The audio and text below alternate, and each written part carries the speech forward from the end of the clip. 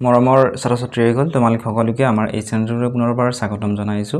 আজিৰ এই ভিডিঅ'টিত ক্লাছ 8ৰ বিজ্ঞান অনুশীলন পুথিৰ অধ্যায় নম্বৰ 3 সাংশ্লেষিক আহ আৰু প্লাষ্টিক এই পাঠটিৰ যিখিনি কাৰ্য তোমালোক কৰিবলৈ দিছিলে উত্তৰখিনি মই কৰি দিবলৈ চেষ্টা কৰিম। ভিডিঅ'টি শেষলৈকে চাই থাকিবা। তোমালোকে এই শিকনীয় দিশসমূহ আৰু জানো আহা এইখিনি তোমালোকে পঢ়ি ল'বা। তথাপিও মই জানো আহাখিনি তোমালোকক এবাৰ বুজাই দিছো। চোৱা ইয়াতে চোৱা আহ হৈছে দুই প্ৰকাৰৰ, সেয়া হৈছে প্ৰাকৃতিক আহ আৰু সাংশ্লেষিক আহ। প্ৰাকৃতিক আহ আকৌ দুবিধ আছে, এটা হৈছে উদ্ভিদজাত অৰ্থাৎ উদ্ভিদৰ পৰা পোৱা, আৰু এটা হৈছে প্ৰাণীজাত প্ৰাণীৰ পৰা পোৱা।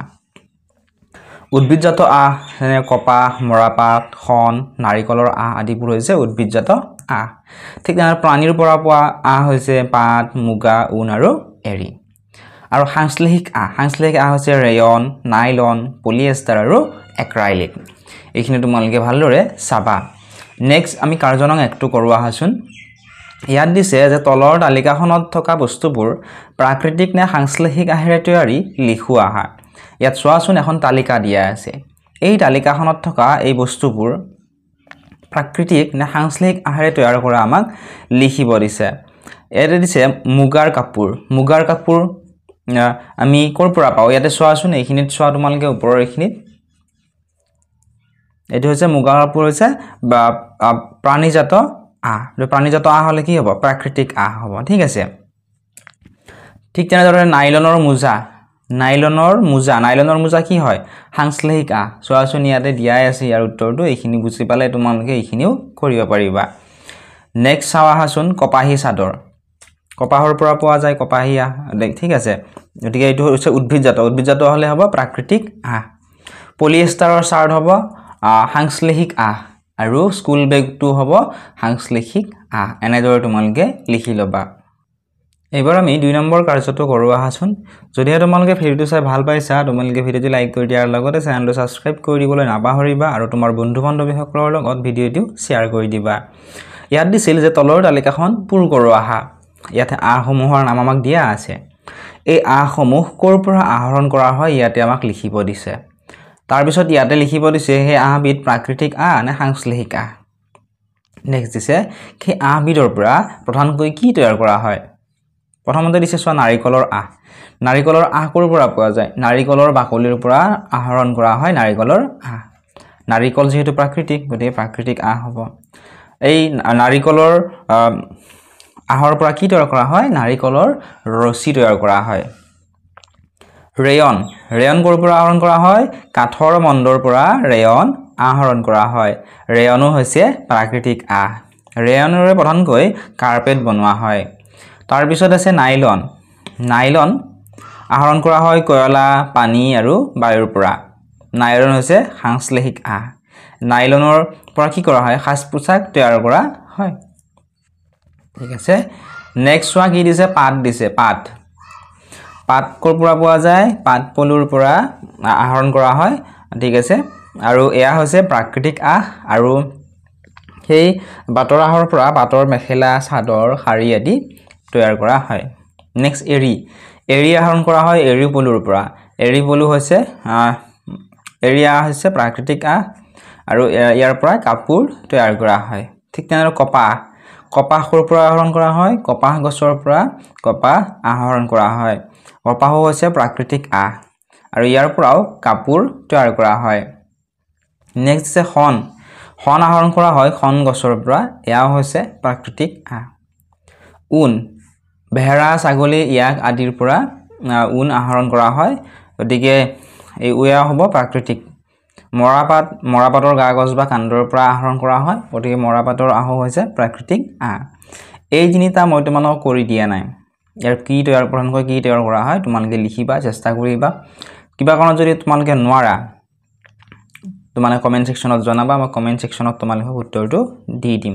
তোমালোকে এনেদৰে লিখি দিবা যে কাৰ্য নং 2ৰ শেষৰ তিনিটা পৰা নাই, বা এনেদৰে লিখি দিব পৰা যে শণৰ পৰা প্ৰধানকৈ কি তৈয়াৰ কৰা হয়, বা ঊণৰ পৰা কি তৈয়াৰ কৰা হয়, মৰাপাটৰ পৰা কি তৈয়াৰ কৰা হয়।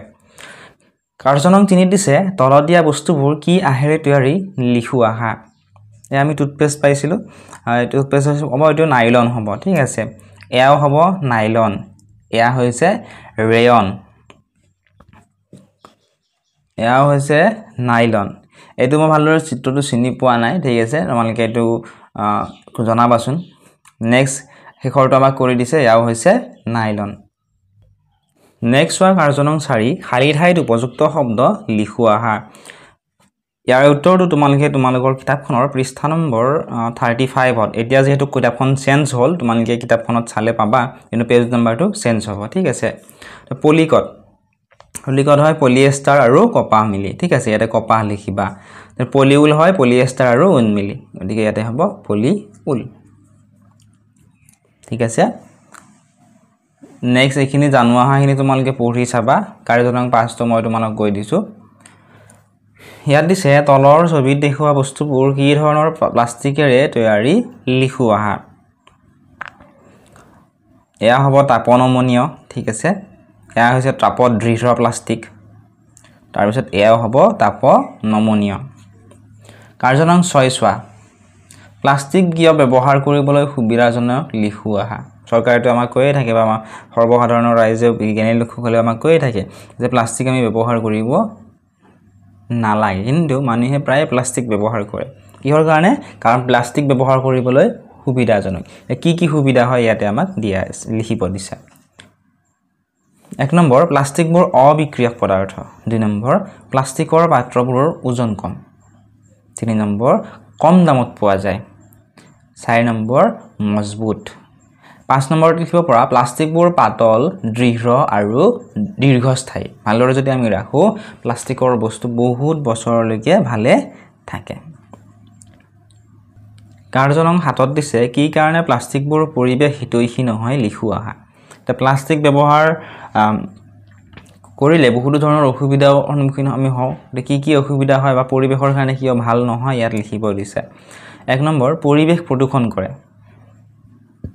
2 নম্বৰ প্লাষ্টিকবোৰ পচি নাযায় আমি যদি প্লাষ্টিকবোৰ পেলাই থৈ দিও তোমালোকে চাবাচোন বহু বছৰ ধৰি পেলাই থলে প্লাষ্টিকবোৰ পচি নাযায় সেইকাৰণে পৰিৱেশৰ কাৰণে ভাল নহয় নেক্সট বায়ু প্ৰদূষণ ঘটায় প্লাষ্টিক যদি আমি জ্বলাই দিও তেতিয়া কি হয় বায়ু প্ৰদূষণ হয় 4 নম্বৰত লিখিবা দহন প্ৰক্ৰিয়া খুবেই লেহেম গতিত হয় 5 নম্বৰত লিখিবা সম্পূৰ্ণৰূপে পুৰি নাযায় তোমালোকে চাবাচোন কপাহী কাপোৰ এখন পুৰি চাবা আৰু কপাহী কাপোৰখন কি হ'ব সম্পূৰ্ণৰূপে পুৰি যাব কিন্তু প্লাষ্টিক তোমালোকে পুৰি চাবাচোন সম্পূৰ্ণৰূপে পুৰি নাযায় নেক্সট কাৰ্য নং 8ত দিছে তলৰ বাকচত দিয়া শব্দৰে খালী ঠাই পুৰা আহা ইয়াত মন কৰাচোন ইয়াত এটা বাকচ দিছে এই বাকচকেইটাত কেইটামান শব্দ দিছে শব্দকেইটা এই খালী ঠাইত আমাক লিখিবলৈ কৈছে 1 নম্বৰত দিছিল কপাহ এবিধ বহুযোগী যাক ড্যাশ বুলি কোৱা হয় কপাহ এবিধ বহুযোগী যাক কি বুলি কোৱা হয় চেলুলজ বুলি কোৱা হয় 2 নম্বৰ টেৰিলিন হৈছে এবিধ জনপ্ৰিয় ড্যাশ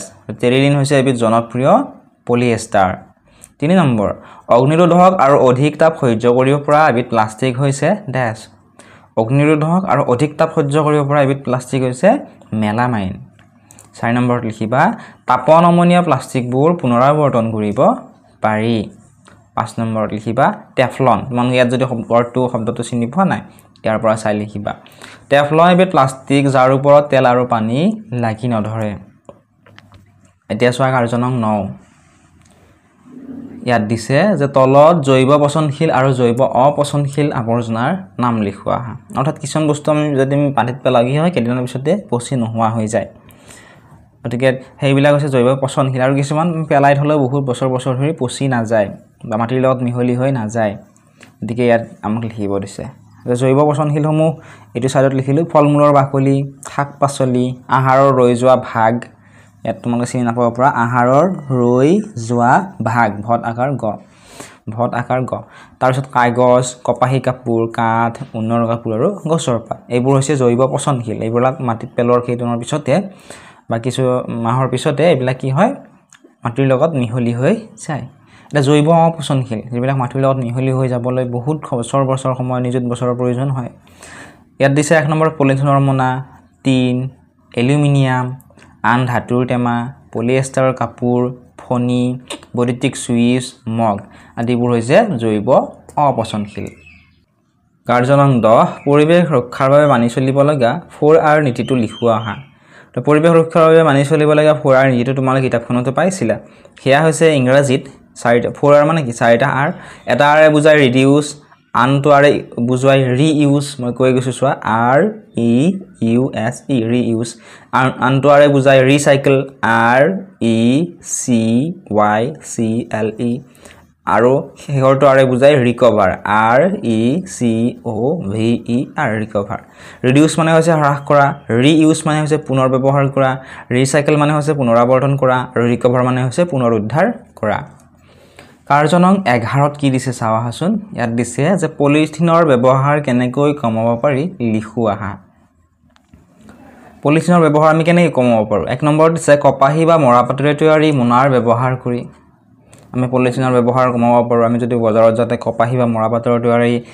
মোনা আমি লৈ যাওঁ তেতিয়া পলিথিনৰ ব্যৱহাৰ আমি কমাব পাৰো নেক্সট 2 নম্বৰ স্কুললৈ নিবৰ বাবে প্লাষ্টিকৰ হলনি ষ্টিলৰ লাঞ্চ বাকচ ব্যৱহাৰ কৰি তোমালগেও নিশ্চয় স্কুললৈ লাঞ্চ বাকচ লৈ যোৱা আৰু তাত কি কৰা বেছিভাগৰে কি হয় প্লাষ্টিকৰ বেছিভাগে কি কৰা প্লাষ্টিকৰ লাঞ্চ বাকচ তোমালকে ব্যৱহাৰ কৰা আৰু ইয়াৰ হলনি তোমালকে ষ্টিলৰ লাঞ্চ বাকচ ব্যৱহাৰ কৰিব পাৰা এনেকুৱা ধৰণে তোমালকে এইখিনি লিখিবা শেষত চোৱা কাৰ্যনং 12ত কি দিছে পাঠৰ কাৰ্যসমূহৰ পৰা কি জানিলো লিখু আহা পাঠত এই যিখিনি আমি কাৰ্য কৰিলো যেনে কাৰ্যনং 11ত কলিয়াত আমি কি জানিলো পলিথিনৰ ব্যৱহাৰ কেনেদৰে কমাব পাৰি জানিলো পৰিৱেশ ৰক্ষাৰ বাবে মানি চলিব লগা 4R নীতিৰ বিষয়ে জানিলো তে এনেকুৱা ধৰণে কি জানিলা ইয়াতে লিখিব গৈছে সোৱা মই তোমালোকক লিখি দিছো এক নম্বৰত লিখিবা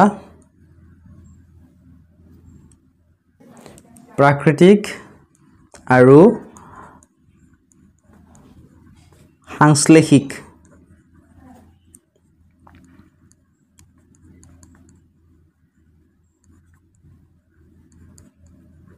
আহৰ বিষয়ে জানিলো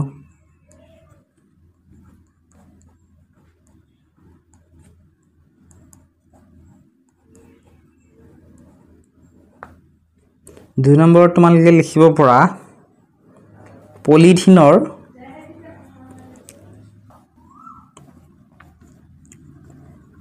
ব্যৱহাৰ কেনেকৈ কমাব পাৰি জানিলো বা শিকিলো এনেকুৱা ধৰণে তোমালোকে এইখিনি লিখিলা বা এইখিনি নিজে তোমালোকে চেষ্টা কৰিবা পাৰিবাই তোমালোকে ঠিক আছে তোমালোকে আৰু এনেকুৱা ধৰণে লিখিব পৰা প্লাষ্টিকৰ ব্যৱহাৰ প্লাষ্টিক কিয় ব্যৱহাৰ কৰিবলৈ সুবিধাজনক জানিলো কি কাৰণে প্লাষ্টিকবোৰ পৰিৱেশ হিতৈষী নহয় বা পৰিৱেশৰ কাৰণে অপকাৰী ইয়াৰ বিষয়ে জানিলো ঠিক আছে জৈৱ অপচনশীল আৰু জৈৱ অপচনশীল আৱৰ্জনাসমূহৰ বিষয়ে জানিলো কোনবিলাক জৈৱ পচনশীল কোনবিলাক জৈৱ অপচনশীল এনেকুৱা ধৰণে তোমালোকে এইখিনি লিখি লবা ঠিক আছে নেক্সট ভিডিঅ'ত মই তোমালোকক অধ্যায় নম্বৰ 4 ৰ উত্তৰখিনি কৰি দিবলৈ চেষ্টা কৰিম যদি তোমালোকে বিচাৰি নোপোৱা লিংকটো তোমালোকে কমেন্ট কৰিবা মই লিংক ডেসক্ৰিপচনত তোমালোকক বা কমেন্ট সেকশনত তোমালোকে কৰা কমেন্টৰ তলত এই চেপ্টাৰটোৰ বা অধ্যায়টোৰ উত্তৰখিনিৰ লিংকটো দি দিম চেনেলটো যদি সাবস্ক্ৰাইব কৰা নাই সাবস্ক্ৰাইব কৰি দিবা ফেসবুক পেজত যদি চাই আছা ফেসবুক পেজটি ফলো কৰি দিবা